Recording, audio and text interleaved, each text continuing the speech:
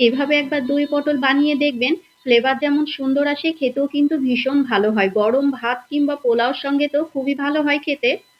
তো দই পটল বানানোর জন্য এখানে পটলটাকে আমি একটু খোসা রেখে কিন্তু ছিলে নিয়েছি। এইরকম করে একটু খোসা রেখে ছিলে নিতে হবে। এবার অল্প অল্প এরকম করে অল্প অল্প করে চিড়ে দিতে হবে, তাহলে ভেতরে যেমন মশলাটা ঢুকবে, খুব তাড়াতাড়ি সেদ্ধও হয়ে যাবে। তা এক এক করে সব পটলগুলোনের খোসাগুলো ছিলে নিয়ে খুব ভালো মতো করে ধুয়ে নিয়েছি। এবার এটাকে ভেজে নিতে হবে। সর্ষের তেলের মধ্যে কিছুটা লবণ আর হলুদ দিয়ে নিলাম। এবার একদিক যখন মানে খুব ভালো মতো ভাজা হয়ে যাবে, গ্যাসের আঁচটা মিডিয়াম টু লো ফ্লেম করে দিয়ে, মানে মিডিয়াম ফ্লেমে রেখে এটাকে কিন্তু 50% সেদ্ধ করে নিতে হবে আর খুব ভালো মতো করে ভেজে নিতে হবে।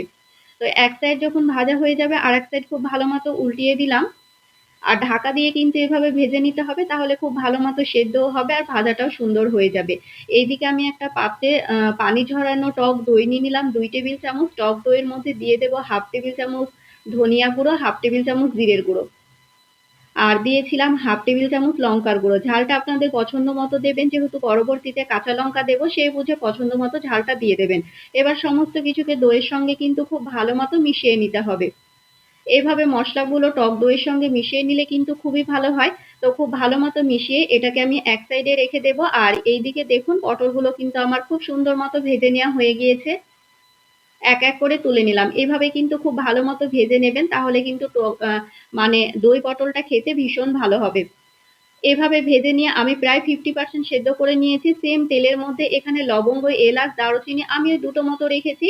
আর দিয়ে দিলাম একটা তেজপাতা, 1/2 টেবিল চামচ দিয়ে দিলাম গোটা জিরে। সমস্ত কিছুকে খুব ভালো মতো একটু ভেজে নেব, যতক্ষণ না সুন্দর একটা ফ্লেভার আসে।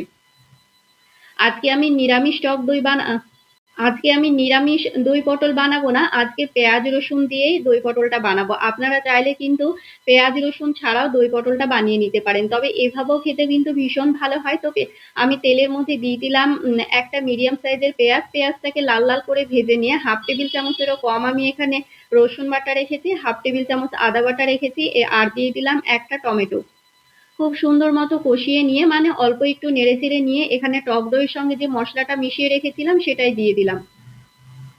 কাশ্মীরি লঙ্কার গুঁড়ো 1/2 টেবিল চামচ দিয়ে দেবো সুন্দর একটা কালারের জন্য। একটা আমি কাঁচা লঙ্কা দিয়েছিলাম আর অল্প একটু ফাটিয়ে দিয়েছি। 1/2 টেবিল চামচ চিনি দিয়ে দেবো, টেস্টটা খুব মানে টেস্টের ব্যালেন্সটা খুব ভালো আসার জন্য। আর এখানে আমি 5 থেকে 6টা মতো কাজু বাদামকে বেটে নিয়েছিলাম, সেটাই দিয়ে দিলাম। এবার সমস্ত কিছুকে খুব ভালো মতো মিশিয়ে নিতে হবে। এক্সট্রা কোনো পানি দিতে হবে না। মশলাটাকে কিন্তু খুব সুন্দর মতো করে কষিয়ে নিতে হবে। গ্যাসের আঁচটা মিডিয়াম টু লো ফ্লেম করে দিয়ে আমি খুব ভালো মতো করে মশলাটাকে কষিয়ে নিয়েছি। দেখুন, যতক্ষণ না ওপরে তেলটা এসেছে, আমি ততক্ষণ কিন্তু খুব সুন্দর মতো করে মশলাটাকে কষিয়ে নিয়েছি। মশলাটা আমার কষানো হয়ে গিয়েছে। এবার কষানো মশলার ওপর আমি দিয়ে দেবো ভেজে রাখা পটলগুলো। পটলের সঙ্গে মশলাটাকেও 3 থেকে 4 মিনিট মতো কষিয়ে নিতে হবে। আর এই পর্যায়ে গ্যাসের আঁচটা আপনারা মিডিয়াম ফ্লেমে রাখবেন। খুবই ভালো হয় খেতে এই দই পটলটা। আপনারা বাড়িতে একবার হলেও কিন্তু বানিয়ে নিতে পারেন, আর বানানো কিন্তু তাড়াতাড়ি হয়ে যায়। দেখুন, আমি কিন্তু খুব ভালো মতো করে কষিয়ে নিয়েছিলাম। এবার অল্প একটু পানি দিয়ে দেব, যেহেতু আমি পটলটা 50% সেদ্ধ করে নিয়েছি, বাদ বাকিটা সেদ্ধ করার জন্য অল্প একটু পানি দিয়ে দেব। তবে এটা কিন্তু বেশি ঝোল থাকবে না, একটু গামাখা গামাখা মতো থাকবে। ঢাকনা দিয়ে আমি রেখে দিয়েছিলাম। কিছুক্ষণ পর দেখুন, আমার কিন্তু পটলটা অনেকটাই সেদ্ধ হয়ে গিয়েছে। আমি আরেকটু ঝোলটা টানিয়ে নেব। তো গ্যাসের আঁচটা মিডিয়াম ফ্লেমে রেখে আমি বেশ কিছুক্ষণ রান্না করে নিয়েছিলাম। 10 থেকে 12 মিনিট মতো রান্না করলেই হয়ে যাবে। আমার কিন্তু দই পটল রেডি হয়ে গিয়েছে। আমি নামানোর আগে দিয়েছিলাম কয়েকটা কাঁচা লঙ্কা, 1/2 টেবিল চামচ গরম মশলার গুঁড়ো দিয়ে খুব সুন্দর মতো মিশিয়ে নেব। খুব ভালো মতো মিশিয়ে নিয়ে গ্যাসের আঁচটা একদম লো ফ্লেম করে দিয়ে 3 মিনিটের জন্য ঢাকা দিয়ে রেখে দেব। এই পর্যায়ে কিন্তু গ্যাসের আঁচটা একদম লো ফ্লেম করে দিয়ে 3 মিনিট মতো ঢাকা দিয়ে রেখে দিলেই কিন্তু দই পটল একদম রেডি হয়ে যাবে। দেখুন কতটা ইয়ামি লাগছে না দেখতে, খেতেও কিন্তু ভীষণ ভালো হয়। তো 3 মিনিটের জন্য আমি ঢাকা দিয়ে রেখে দিয়েছিলাম।